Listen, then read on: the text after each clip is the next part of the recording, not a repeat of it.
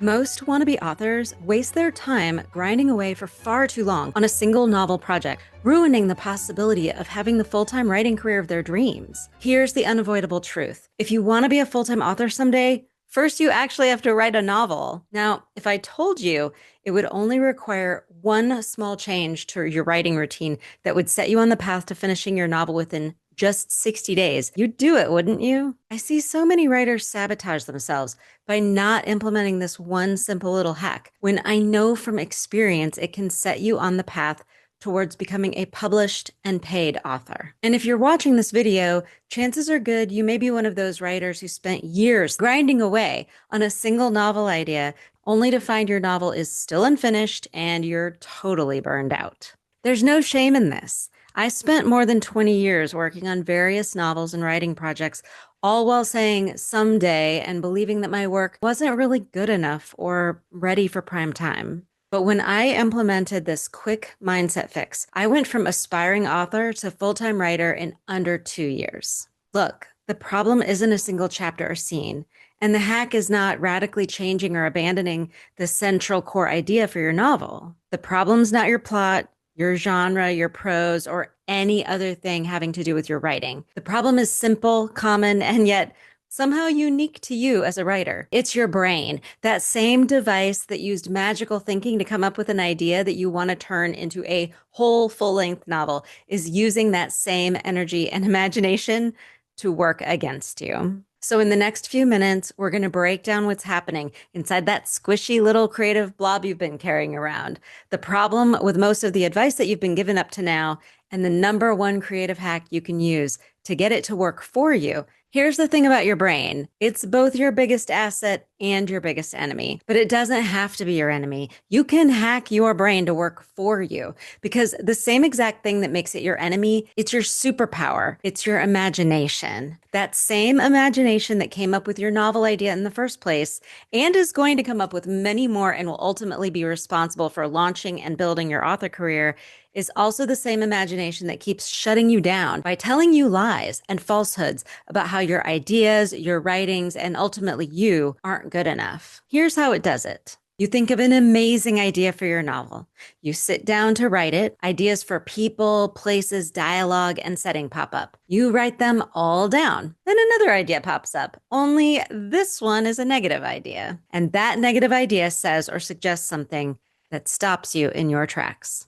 That negative idea sounds something like this. Ugh, everyone will see this plot twist coming. This dialogue sucks. This scene is so boring. Is this novel idea even worth publishing? What if I get a bad review? Someone already thought of this. What if I offend someone by writing start over? I saw a cool submission call. I don't even have an MFA. On and on and on. Your imagination comes up with crippling criticisms and worst case scenarios, really effective ones, by the way, because that's what it's good at. Over time, those ideas become the worst kind of blocker of all, perfectionism. And here's the worst part. The more you work on your novel, the more you're actually exercising your imagination. And the more exercise it gets, the better and more effective it gets at coming up with these self-sabotaging thoughts. Diabolical, right? Think about it. You can slip into effortless, intense concentration that produces an entirely new world full of people, places, and situations that don't even exist. But that includes worlds in which your novel is crap, your efforts are wasted,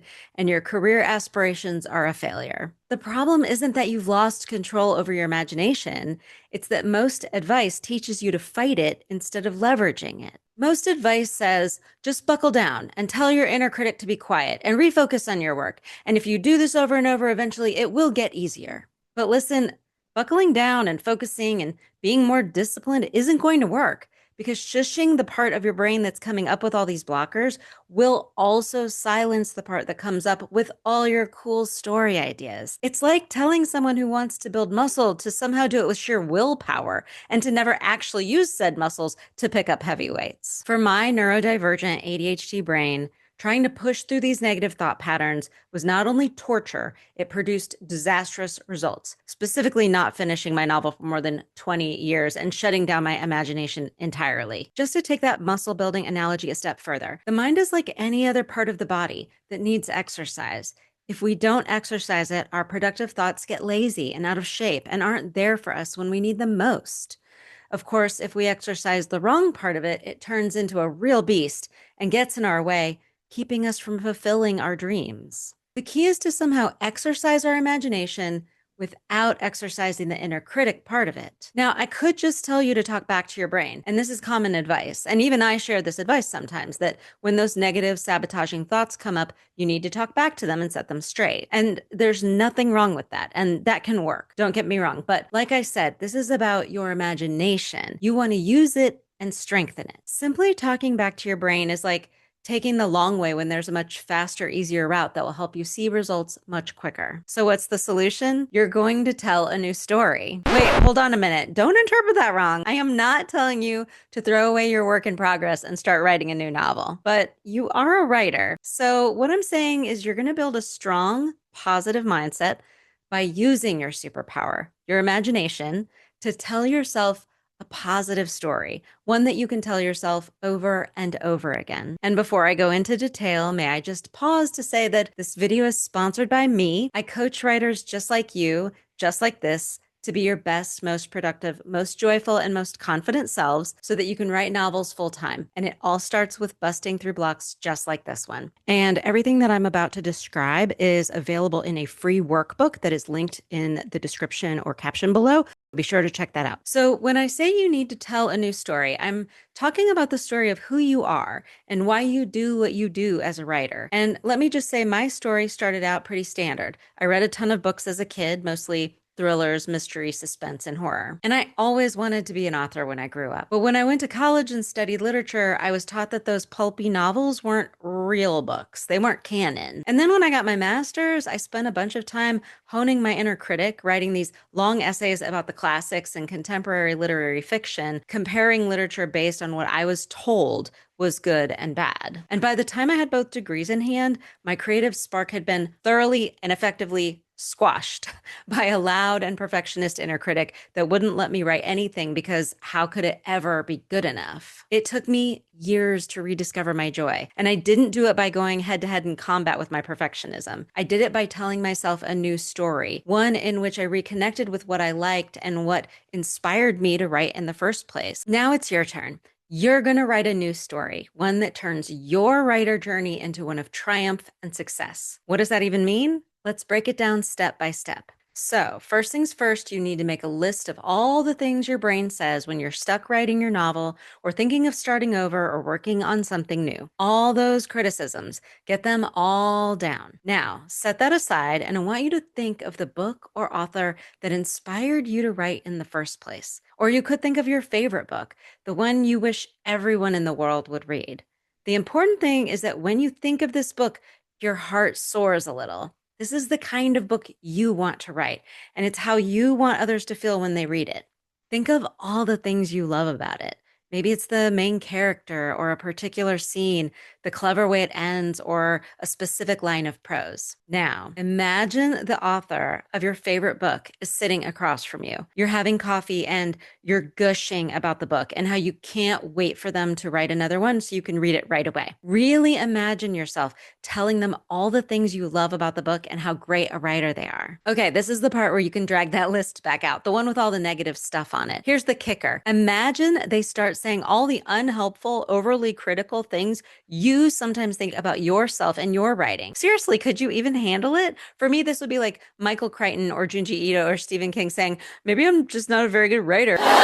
Plot twist. You're going to grab your laptop or a piece of paper and you're going to write them a letter, a love letter. Now, what would you say to them? What words would you want to resonate in their mind whenever they sit down to write again? Write that all down, because what they've just told you is ridiculous, right? You're going to say something probably like, "Dear author, please don't give up. Your books changed my life. Your unique point of view broke my brain wide open and challenged me to learn new things and help me see the world and my future in a new light." When you're done writing that letter, cross out the name of your favorite author and write your own name. At the bottom, come up with the name of a character that represents your reader, the one who is someday going to say you are their favorite author. Hang that letter by your desk, and every time you glance at it, use your superpower, your imagination, to envision having coffee with that reader. Imagine you're sharing your perfectionist insecurities with them and they say all this amazing, glowing stuff back to you. Now you're receiving the ultimate and well-deserved compliments you earned by writing a novel you're going to share with the world. Now, every time you see that letter, that scene is going to come back to you. That scene is part of your writing story, the story you tell yourself every time your imagination starts heading down the wrong, unhelpful path. This hack works because the part of your brain that has been conjuring up images of failure is now busy conjuring up images of success. It can't do both at once. And that's like exercise for your brain. You're exercising it to envision success. You're not berating it. You're not shushing it. You're engaging with your imagination so that the part that imagines good things for you gets stronger, and the muscle that's been criticizing you will get out of shape. It'll get weaker with lack of use. And eventually, all that will be left is this vision of you, the full-time author, published, successful, happy, living the dream. Read that letter back to yourself every day for 60 days, and I guarantee you'll see incredible strides in your confidence. And with that confidence, you'll be well equipped to finish your novel within 60 days. Now, I know that putting this kind of hack into action sounds straightforward enough, but if you'd like to see it in writing and get access to other steps you can take to bust through your blocks for good, make sure to grab my free workbook, Conquer Writer's Block in Just 5 Days. Again, it's linked below somewhere in the caption. And if you're like me and the free workbooks are piling up along with all of your good intentions, and you could benefit from some one-on-one accountability, I've also linked access to my calendar to set up time for a 45-minute strategy session where we'll address your specific blockers and we'll devise a plan to overcome them. And finally, starting in the spring of 2026, I'm hosting a live 60-day novel bootcamp for those of you aspiring novelists that are ready to launch your author career by writing and publishing your novel within just 60 days, so stay tuned. In the meantime, give the tips in this video a try and let me know in the comments how it's going for you. Until then, happy writing.